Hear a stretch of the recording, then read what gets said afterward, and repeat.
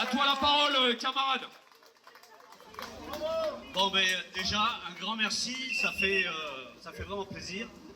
Je crois qu'on a vraiment besoin de tout ce soutien, avec tout ce qui arrive dans la période.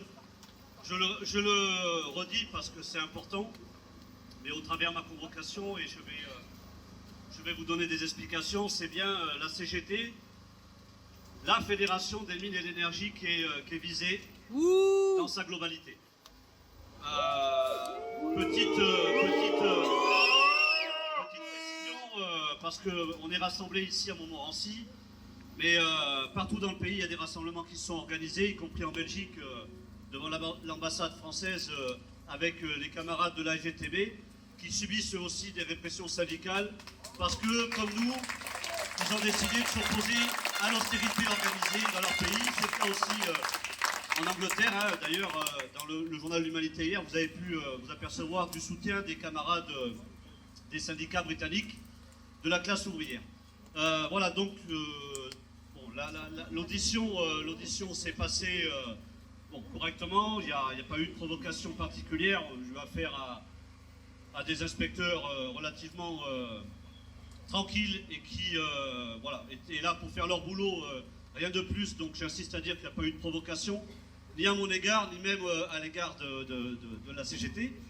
Par contre, voilà, ce qui est important de bien comprendre, c'est que, bon, au-delà du temps passé à expliquer comment fonctionne la fédération, ses syndicats, je ne sais pas si ça n'a pas duré 1 heure d'ailleurs, bon, après les questions, elles ont été dans le vif du sujet, hein. C'est-à-dire, à Nonay, vous avez coupé l'électricité des usagers, donc du service public, toute la ville, avec des répercussions importantes, et ça a été la fin d'ailleurs de l'audition, puisqu'il y a eu des auditions qui ont été faites d'usagers qui ont été entendus vis-à-vis de ce qu'ils ont subi du fait des coupures d'électricité.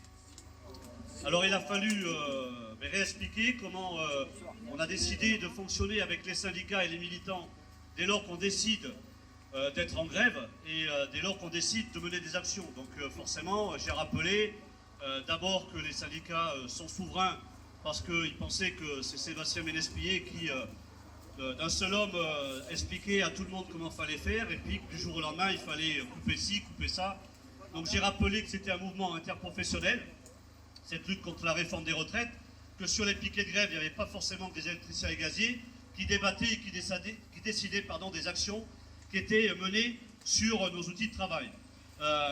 J'ai contesté la notion ou le caractère qui a été utilisé comme quoi nos actions, elles étaient illégales. J'ai rappelé que nos actions, elles étaient sur nos outils de travail et que tout travailleur dans ce pays, quand il décide de faire grève et qu'il ne travaille plus, il y a forcément un impact sur la production.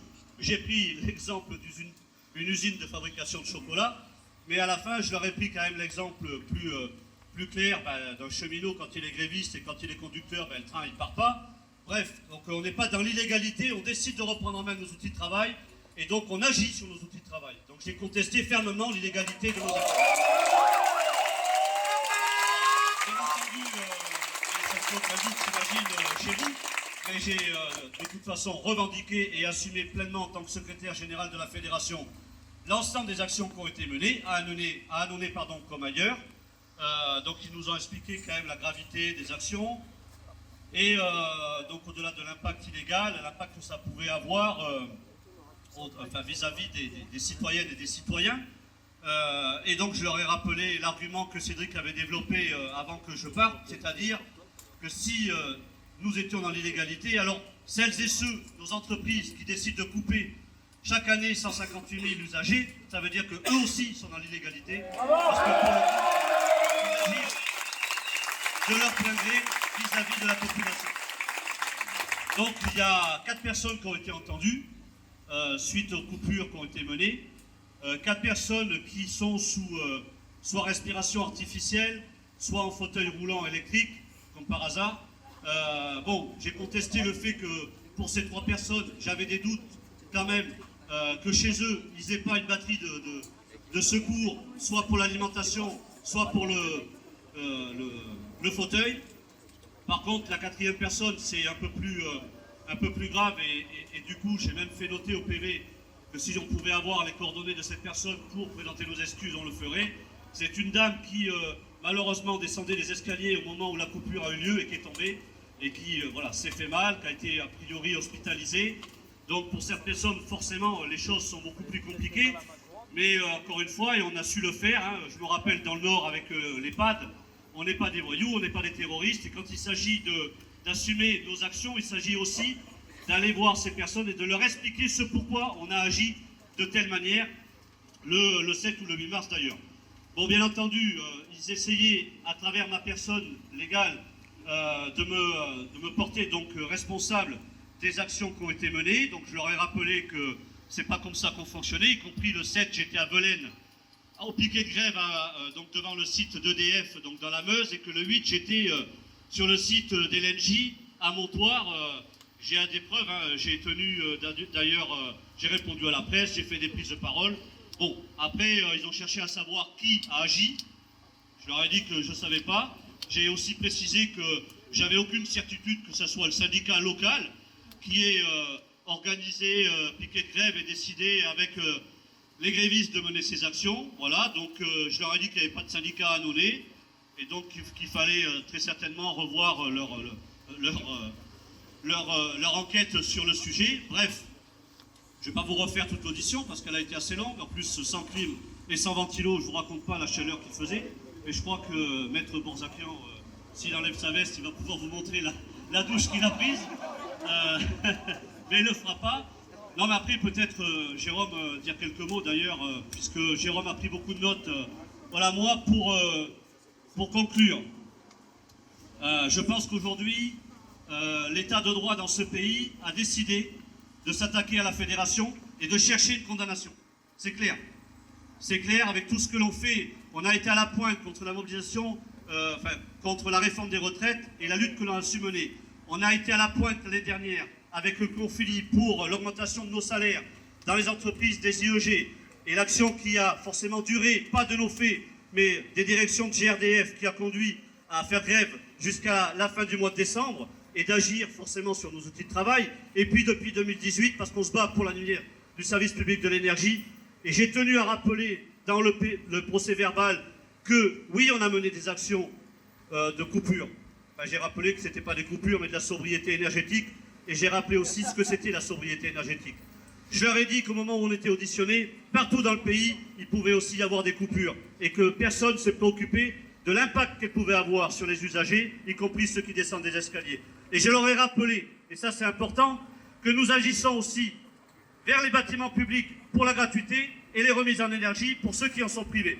Donc ça c'est inscrit au PV parce que c'est une réalité et on a été beaucoup plus dans ces actions-là que dans les coupures citées. Et enfin, j'ai assumé au nom de la fédération que la cible, c'était le ministre du Travail, Olivier Dussopt, et sa putain de réforme.